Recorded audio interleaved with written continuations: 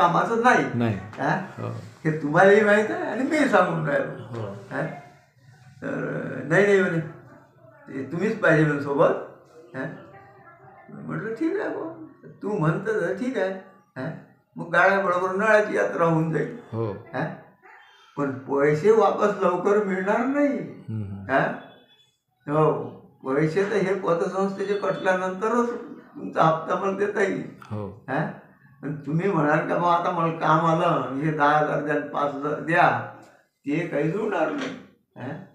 हा सर्व विचार करून तुम्ही मला सोबत घ्या. नाही तर आता मी जसं आहे तसं आता चालू राहणार आहे, त्याला काही इलाज नाही. नाही म्हणजे तुम्ही फिकर नका करू. मग घरी गेली. दुसऱ्या दिवशी पुन्हा आणखीन आले सायंकाळी. चला म्हणे अजून एक म्हणजे आता कुठं जायचं, पाहिला तो एक प्लॉट. तर नाही म्हणे अजून एक आहे म्हणे अडचण, पाहून घेऊ म्हणे आपण. तर पुन्हा गेलो. कोणतरी सांगितलं असं की तिथं बा विहिरी आहे त्या लेआउटली आणि भरपूर पाणी आहे विहिरीला. मग गेलो ती विहीर पाहिली. पाणी भरपूर होतं.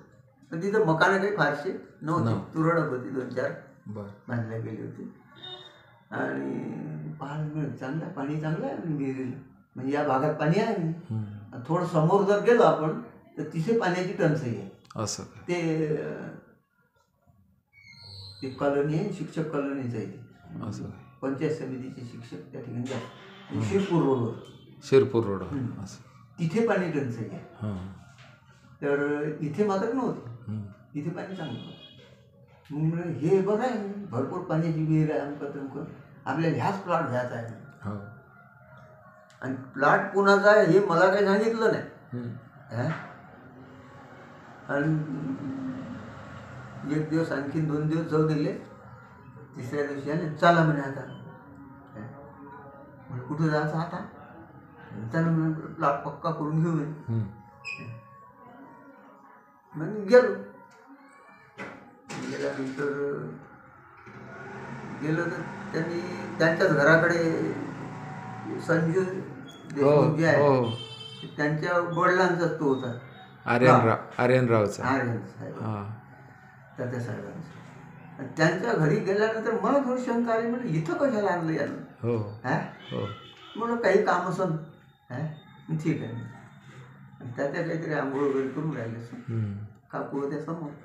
विचारलं आहे का मी तात्या साहेब? आहे म्हणजे आंघोळ करून राहिले, बसा. मग तिथे बसल्यानंतर मग खुलासा केला त्यांनी. म्हटलं का तात्यासाहेबांची कोणतं काम आहे तुमचं? तात्यासाहेबांचाच तर प्लॉट आहे म्हणे तो. अरे यार तुम्ही सांगितलं नाही हो. तर म्हणे का नाही ती ठीक आहे. आता तात्यासाहेबांचा प्लॉट आहे, तुम्ही हे जर पहिलं सांगितलं असतं तर म्हटलं बरं झालं असतं मग. आणि आता तात्याच्या कानी गेल्यानंतर आता इथून उठून झालं बरोबर नाही. मग म्हणे काय होते म्हणजे काय होते नाही, आता तुम्हाला सांगून देतो मी काय अडचण, माझी अडचण सांगते तुम्हाला. तुम्हाला अडचण नाही आहे पण माझी अडचण आहे. बरोबर. तर माझे संबंध तात्यासाहेबांची म्हणजे एकदम वडीलधारे, माझे वडील असल्यासारखे आहे. मला बोलता येणार नाही बाकी, मला व्यवहारात मला बोलता येणार नाही. व्यवहारात काय कमी जास्त तुम्हाला बोलायचं असलं तर तुम्हाला बोलावं लागेल, मी बोलू शकत नाही. बरोबर. कारण तुम्ही जर खुलासा केला की दोघा मिळून प्लॉट आम्ही घेऊन राहिलो तर जेवढा रिजनेबल किमतीत त्यांना देणं शक्य आहे तेवढ्या कमी किमतीत आपल्याला मिळू शकते याची गॅरंटी मला आहे. इथं पर तुम्हाला मी मोकळं करून देतो. किमतीत तुम्हाला जर कमी जास्तपणा करायचा असेल तर तुम्ही बोलता, मी बोलू शकत नाही. बरोबर. मी बोलणार नाही. तर ठीक आहे, मी काय हरकत नाही. त्याच्यासाठी आंघोळ झाली, आले नमस्कार नमस्कार नमस्कार. पुढं मास्तर म्हणे दौरा कुठं काढला म्हणून दादासाहेब तुमच्याकडे चालू म्हणे. काय काम होतं म्हणून, तर तुमचा प्लॉट आहे नाही करीमनगरली तळगाव रोडवर. हो, तर तो प्लॉट आम्ही दोघा मिळून घ्यायचा विचारात आहोत. असं काय आणि बरं चांगली गोष्ट आहे, घ्या घ्या काय हरकत नाही. मग काय किंमत ठेवली मी त्या घराला? किंमत गड्या मी गेल्या वर्षी हाच प्लॉट टाका खेळते तुमचं ते त्या बंडू देशमुख नाही काय ना, हो हो तर त्यांना ते माझ्याकडे आले होते मी, त्यांना पाहिजे होते प्लॉट. ते आले तर मग त्यांनी विचारलं, मी चौकशी केली, मी सांगितलं म्हणजे त्यांना. तर मग किंमत सांगा मग. तुम्ही 15,000 त्याला सांगितलं होतं मी गेल्या वर्षी. आता तेही घरचाच माणूस आणि तुम्ही आता घरचंच माणसं असलं बरोबर. तुम्हाला त्याला मी कबूल केली होती, तेवढेच तुम्ही तेवढेच द्या. हो. तर त्यावर मग हे मास्तर काही बोलले नाही. आणि आमचं पक्कही झालं. हो. सोमवारी येतो बा आम्ही दिसाड चिठ्ठी करून घेऊ, हेही ठरलं. आम्ही दोघंही उठून आलो मग. उठून आलो, ते आपल्या घरी गेले, मी घरी निघून आलो. तर एक काय काम होतं काय माहिती नाही मला, आता नक्की नाही सांगता येणार. पण मी 10,000चं लोन सोसायटीचं घेतलं होतं, इमर्जन्सी लोन. असं काय? हो. तो चेक उचलाचाच होता. आता दोघा मिळून प्लॉट आणि 15,000चा प्लॉट, म्हणजे याच्यातली आपले 3,500 उरते वाचते वाचते, म्हणजे होते आपलं काम प्लॉट घेण्याचं. तर पण तात्यांनी एक निरोप माझ्याकडे दिला, कडगड्याने तू रविवारी जाता का टाकर खेळली? म्हणलं हो मी जातच असतो रविवारी. मग एक काम करशील, बंडू डॉक्टरले निरोप देऊन द्यायला. आता फक्त बोलणी झाली होती ना, तो माणूस भेटला मला वर्षभरात, ना इसार चिठ्ठी झाली ना, काहीच नाही झालं त्याच्यानंतर. पण आपलं काम आहे, घरचा माणूस आहे, त्यांना निरोप इतका दे की तुम्ही तात्या साहेबांना गेल्या वर्षीच्या प्लॉटविषयी भेटले होते, पण त्याच्यानंतर तुम्ही भेटलेच नाही. तर जर घ्यायचं असत तर तुम्ही 2 दिवसात भेट घ्या, कारण त्यांच्याकडे दुसरं गिऱ्हाईक येऊन तयार आहे. तर तुमचा जर होकार असेल तर तुम्ही घ्या, नसेल तर मग सांगून द्या, तसं कळवा हो की मला बाबा आता गरज नाही आहे, म्हणजे मग आपण मोकळ झालो. आणि समजा त्यांनी घेतला, लगेच त्यालाच लागून दुसरा आहे, तोही तेवढाच आहे. तर त्याची काही काळजी करण्याचं कारण नाही.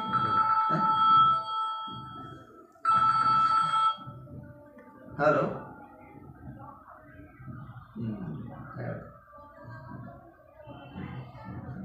तर मग रविवारी गेलो आणि महाराजांच्या दर्शनाला गेलो. बाहेर निघता बरोबर डॉक्टरची भेट झाली. आणि मग डॉक्टर साहेब, तात्यासाहेबांचा निरोप होता तुमच्यासाठी, तुम्ही प्लॉटविषयी काही बोलले होते त्याच्याशी? हो हो बोललो तुम्ही. मग एक काम करा, तुम्ही त्यांनी निरोप दिला माझ्याकडे की तुम्हाला जर काय त्या प्लॉट संबंधी काय घ्यायचं आहे नाही आहे, काय असं नसून ते तुम्ही 2 दिवसाच्या आत भेट घ्या त्यांची आणि सांगा म्हटलं तुम्ही त्यांना. एवढं निरोप म्हणले, बरोबर मी निघून त्यात जातो. आणि म्हणून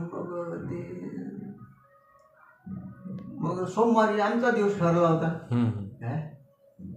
तर हे डॉक्टर काही गेलेच नाही, डॉक्टर गेले नाही.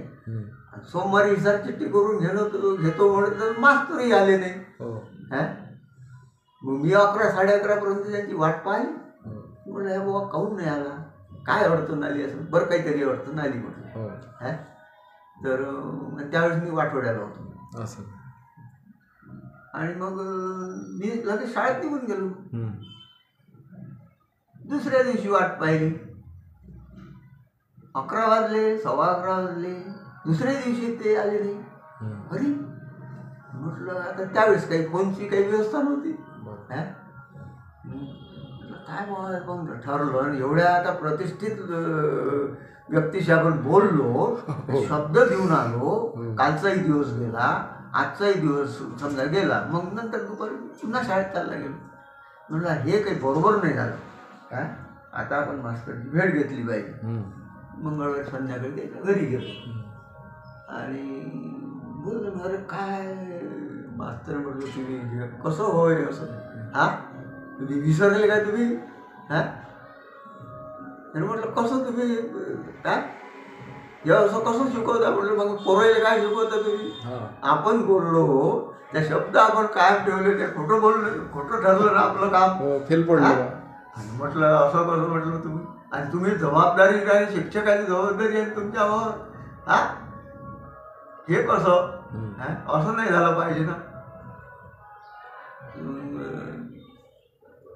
तिथं त्यांच्याशी चर्चा वगैरे केली. तोपर्यंत ते काहीच बोलले नाही. असं गुमसूम मोकळं काही बोलले नाही. आणि गुमसूम म्हटल्यासारखं. पण मला जाणवलं नंतर, जाणवलं असं की म्हटलं मास्तर नक्की सांगा तुम्ही. म्हटलं ठीक आहे, आता तुम्ही मला घेऊन गेले, आणि तुम्ही घेऊन गेल्यानंतर तुम्हीच आता असं जर करत असाल तर तुम्हाला अंग काढता येईल, मला नाही अंग काढता येईल. मग आता तुम्ही एक काम करा. आता उद्या 11 वाजेपर्यंत मी तुमची वाट पाहिजे. तुम्ही आले तर तुमच्या सोबत, नाही तर म्हटलं मी स्वतंत्र निर्णय घेईन, त्याच्यात तुमचा सहभाग नसणार आहे. बरोबर. हे तुम्हाला आताच तुम्ही उद्या सकाळी 11 वाजेपर्यंत तुम्ही या. तुम्ही आले तर ठीक आहे, नाही आले मग मात्र मी स्वतंत्र विचार करेन. बरोबर. तिसऱ्या दिवशी आलेच नाही. मग मी समजून गेलो का अरे म्हटलं हे घ्यायचं नाही बा, हे काही म्हटलं हे झालं कसं, असं व्हायला नाही पाहिजे, पण झालं आहे. आपण बोललो नसताना काही चर्चा नाही, काही हे नाही, स्वतः तेच आले, आपल्याला प्लॉट पाहायला घेऊन गेले, आपण सौदा त्यांच्याच मार्फत झाला. असं असताना म्हटलं या विषयानं अंग काढून घेतलं. ठीक आहे, हरकत नाही. मग मी विचार केला आता आपल्याला 5,000 रुपये कमी पडणार आहे. आता आपल्याला पैशाची तरतूद नाही. आता आपल्याला काही ना काहीतरी उभं करावं लागतं. मग शेंडे नावाचे शिक्षक होते, तर त्यांच्याकडे शब्द टाकला. म्हटलं शेंडे गुरुजी, एक काम आहे तुमच्याकडे. काम आहे पैशाचं. बरं, एक तर जमत असेल तर हो म्हणायचं, नाही तर टेन्शन घ्यायचं नाही. किंवा बाबून भाऊ आपल्याला पहिल्यांदाच मागितले, आपण देऊ शकतो, नाही देऊ शकतो, पण म्हटलं ते टेन्शन नाही घ्यायचं. तर म्हणजे किती 1,000 रुपये लागले.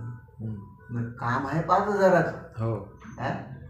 जमत असेल तर 5,000 द्या, नसेल जमत तर मग कमीच. तर 5,000 तर नाही जमणार म्हणे, पण 3,000 रुपये देऊ शकतो. म्हटलं ठीक आहे 3,000. पण शनिवारी जाऊ म्हणे आपण, शाळा संपल्या आणि पैसे काढून घेऊ, तिथेच तुम्हाला देऊन टाकतो. मग हरकत नाही. शनिवारी शाळा संपल्यानंतर मी आर्मीला आलो. त्यांनी त्यांच्या खात्यातून पैसे काढले. माझ्याजवळ जो चेक होता तो मी चेक उठवला आणि मग 13,000 झाले. मग समाधानकारक झालं. मग नंतर दुसऱ्या दिवशी मी गेले तात्यांकडे चालले.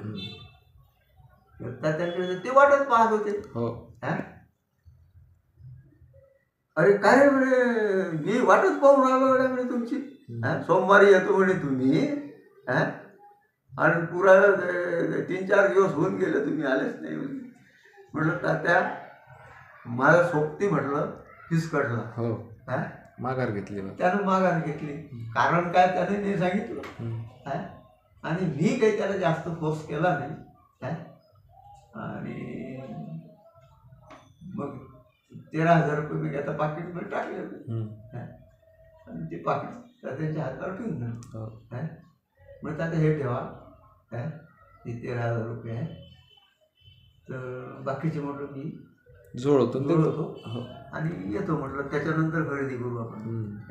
अरे नाही कशाला, 13,000 रुपये आहे, तुम्ही मग खरेदी कशाला. नाही आज जमत असं आजच चालू नाही. काय आणि नाही तर मग उद्या करू.